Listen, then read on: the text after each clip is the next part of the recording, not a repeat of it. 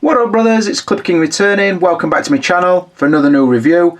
The figure I'll be reviewing today is the Hawkeye figure from Civil War by Hot Toys. And I will start off by saying that at the point of this review, or the time of this review, this figure is for sale. So if you are interested in picking this figure up, please get in touch with me, preferably through Facebook, because I do answer that instantly, whereas through YouTube it's a little bit of a slower process. Anyway, I'm going to do a full review, give you the scores on all 6 categories, tell you my thoughts compared to the other Hawkeye figures, and if I think that is worth picking up if you are a Marvel collector or a superhero collector. You will get my total thoughts. So let's crack on and talk about the packaging. So as you will notice, the box is very in theme with the other figures from Civil War.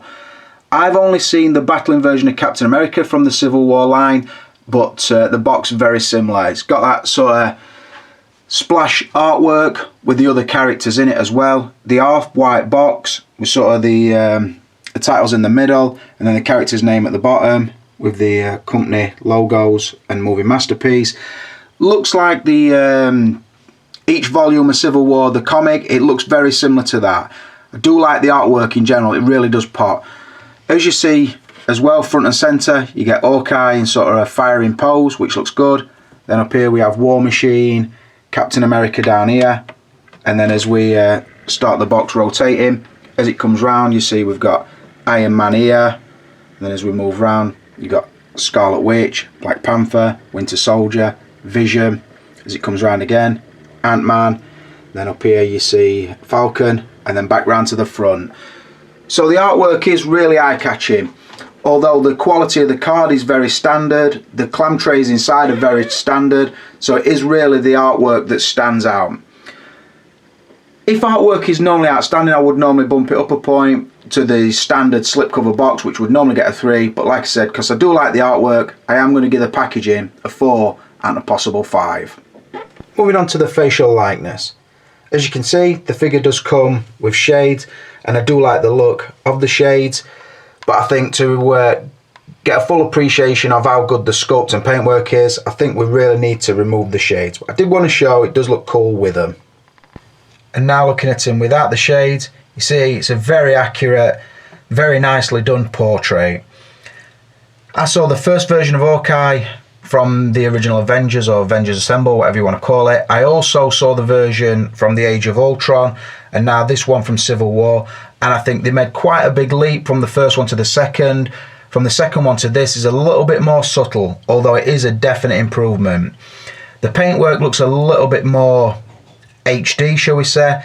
The sculpt has tightened up a little bit, so I think he's got more intention sort of in his eyes and his brow. He's got a little bit more of a clenched look around his jawline, and I think all that said makes a very good improvement.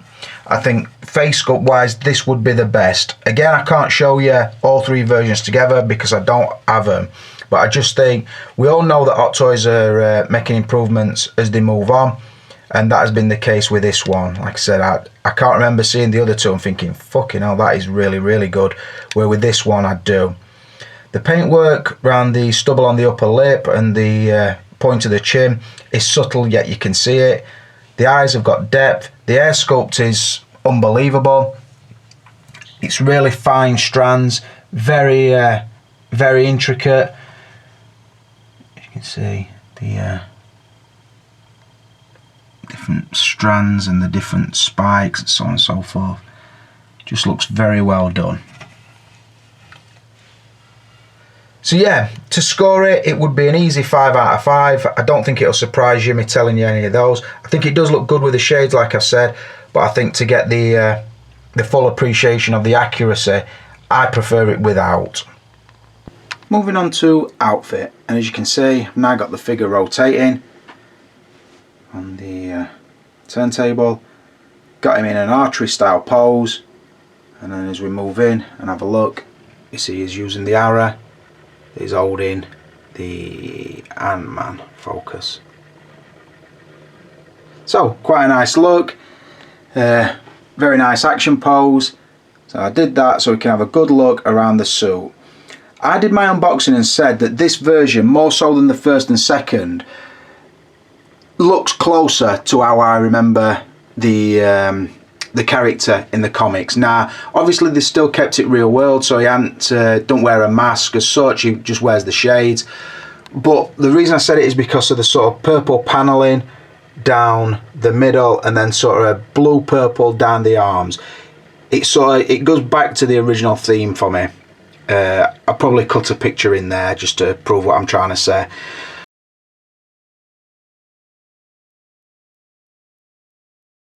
Although he still has a very tactical feel to his outfit, and it's not a massive step away from the first or second version. In fact, it's kind of somewhere in between.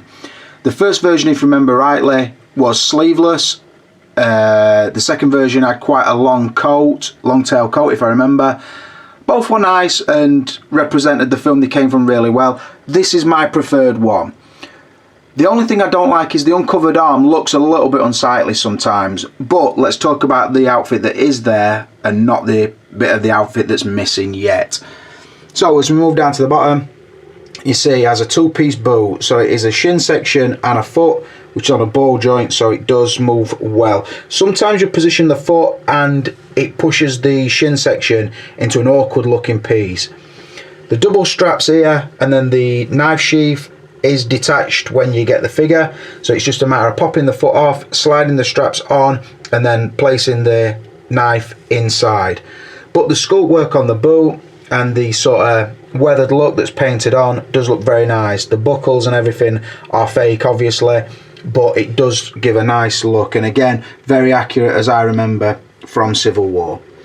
Moving up, he wears a military style pant which is made out of a nice sort of tracksuit material, so it moves quite freely and it does look really well tailored. As it comes round, I think I'll stop it so we can look at the front more. Right, we'll stop it there. As you see, it's sort of a navy going into a black colour. Very nice choice of materials, very well done. The strap work, I've sort of a satin looking strap which go to the pistol holster, which I don't think either the first versions had. Could be wrong with that, but obviously the pistol is removable. And then there's nothing on this side, but like I said, it's sort of a navy on the inside and then it's going to a darker colour, different material, change of material to the outer leg, keeps it nice and flexible and like I said very well tailored. And then up into a nylon belt with a fake clasp at the front. As we move up onto the body, he wears sort of, it looks like a tactical vest with a strapping on which is supposed to go and hold his quiver in place. That's not the case, but that is the look that they went for. Sort of has the bulletproof section here and then the straps, zip down the middle, which I don't know if is a working zip. I assume it's not because it says the outfit is not removable. But as we look around, you see the different panels look really nice. And then round to the back, it does have a clip that stays in place and you basically slide the quiver, pop the quiver on and slide it down into the catch that's there. Looking at the collar, again it's piped with like a soft rubber to give it the black piping.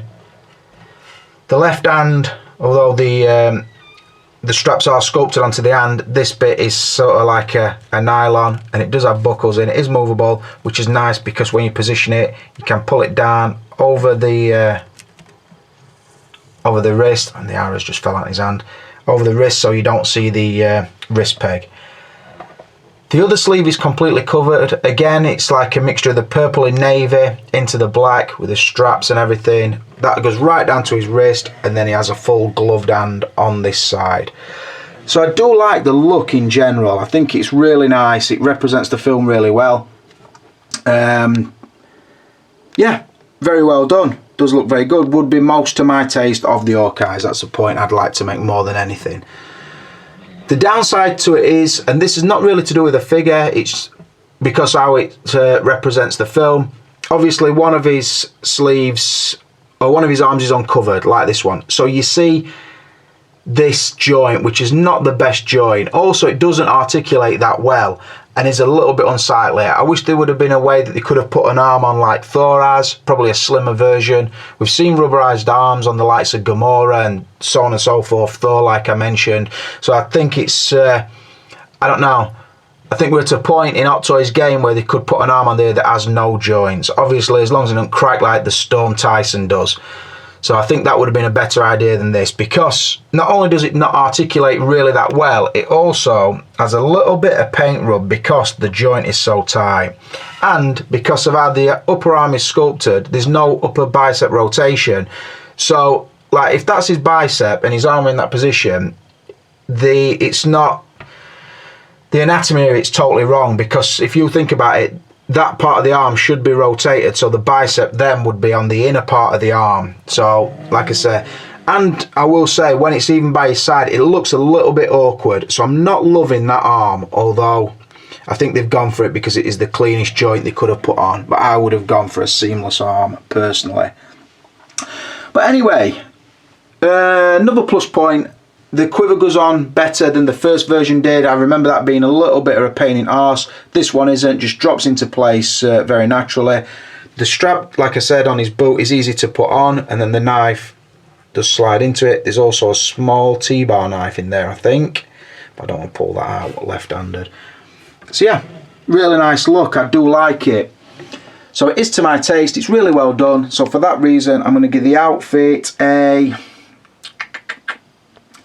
I'm going to give it a 5, but I think I'll give it a 4 because there's no real interchangeable parts. As it comes is how it stays, so to speak. So for the outfit, I'm going to give it a 4 and a possible 5.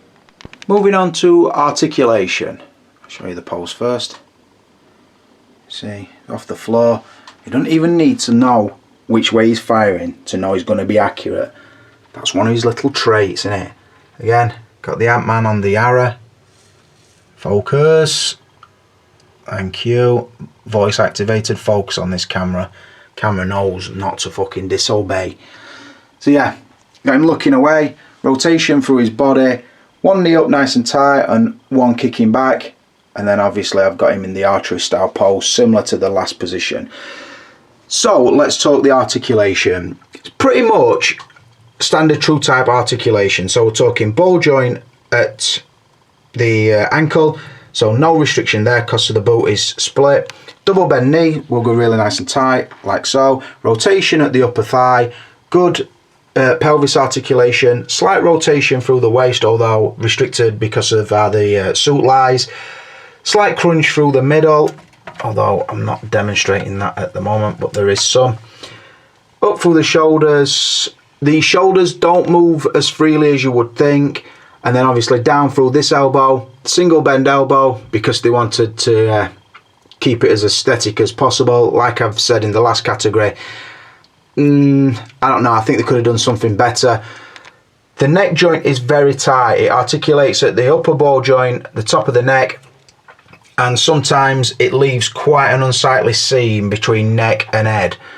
The other arm is standard true type, so double bend elbow, and then wrist on a ball joint.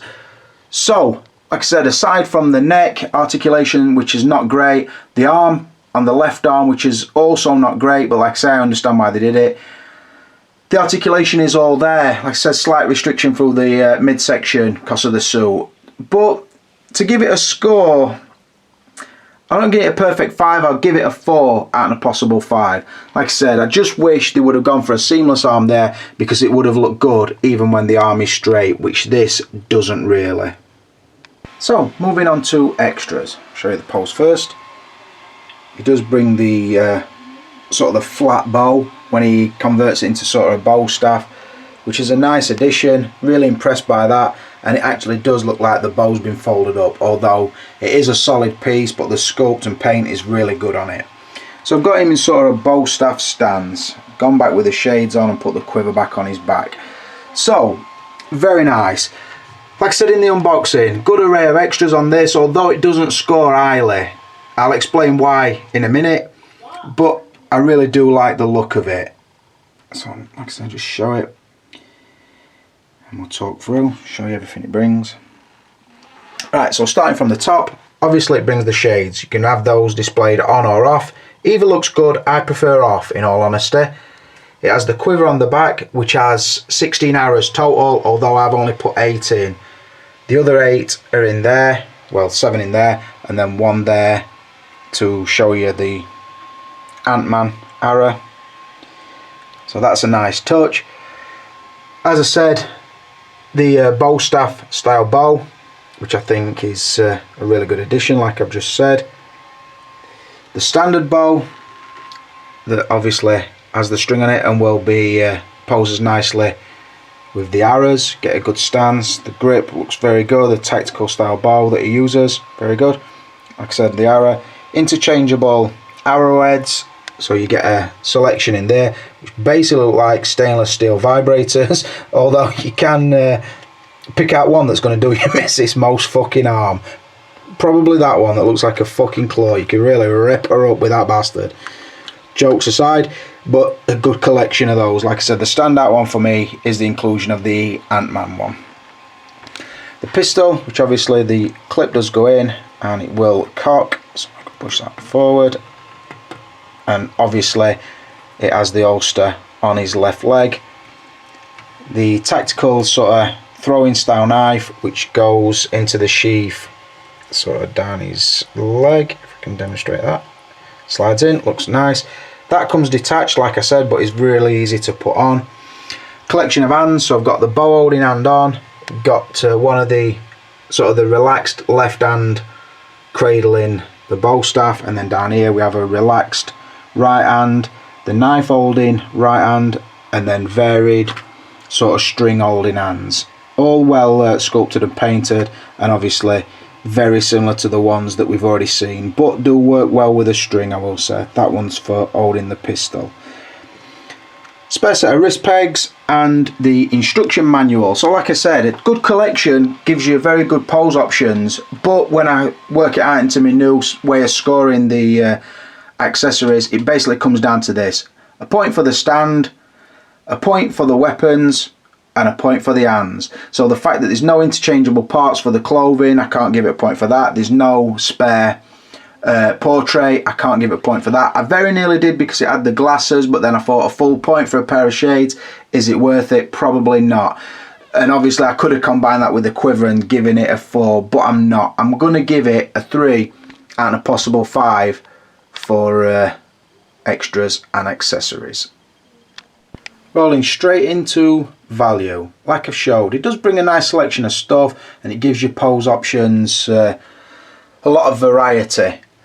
He is a secondary character from the Avengers line, or from now the Civil War line, although he is always a good one. I think they always give him a lot of love. He's not just an afterthought, which sometimes I think the Black Widow is a little bit. Vision looked that way from the Age of Ultron line. But I don't know, they do show it love, although I don't think it's, if you said, right, these are the 4 I want to buy, I don't know if Hawkeye would be one of them. But I will say I'm very impressed by this figure. Price wise, they're all expensive now, there's no getting away from it. The conversion from pound to Hong Kong dollar is not great, so everything you get just seems to be a little bit too expensive. And I'm not saying that to disrespect the guy I buy from or any other seller. They've got to sell it for, obviously they want to make a little bit of profit, but the fact of the matter is, when they give you the price in Hong Kong dollars, they don't realise that like 2,000 Hong Kong dollars is like 210 quid. They don't realise that, so to them they're like, why the fuck are you moaning? I'm thinking I'm moaning because they're costing me like fucking 20-30 quid more than they should do. But anyway, comparatively speaking, it weren't bad. It weren't a bad price compared to some of the things that I've picked up recently. So for that reason and the fact you do get quite a lot of bang for your buck, I'm gonna score the value a 3 and a possible 5. I don't think the price is gonna blow right up, but on the flip side, I don't think the arse is gonna fall out in it, simply because the other 2 Hawkeye versions have held the price pretty well. In fact, the first version shot up for a long time. So I think that is why. Just look at that pose there. You see where the gun is? Oh, I've got that strip light just behind it. It looks like he's shooting, doesn't it? That's fucking nice, that, by me. I stumbled on that one, boys. I fucking stumbled on it. But anyway, going back to what I was saying. Yeah, it could hold its price. It could shoot up like the first one did, but I'm not 100% sure. But like I said, when I convert the price to the stuff they brought with it, in my mind, that's a 3 and a possible 5 for value. The total score is 23 from a possible 30, which is a respectable score. It's not a top end figure, but yeah, I would be happy to keep it, like I said. but I did buy it with the intention of selling it. If you are interested in buying this figure, you know it will be in mint condition when it gets to you. It is the one that I've reviewed because I've only picked up one. So if you are interested, let me know. Most of you people who talk to me daily through Facebook will know my intentions with this figure anyway. So like I said, I don't really have to advertise it or try and bend over to sell it, because most things I want to sell do sell. So that's the fact of it. Like I said, the figure scored 23. Hope you've enjoyed that review. Please like, comment and subscribe if you haven't already. But for now, it's the Clipper King and I'm out of here. I don't understand why it's jumping colour, but I don't know. But anyway, looking at the sculpt, I think most would agree that it's instantly recognisable, very accurate looking. The paintwork, fuck off camera, what are you doing, you bastard?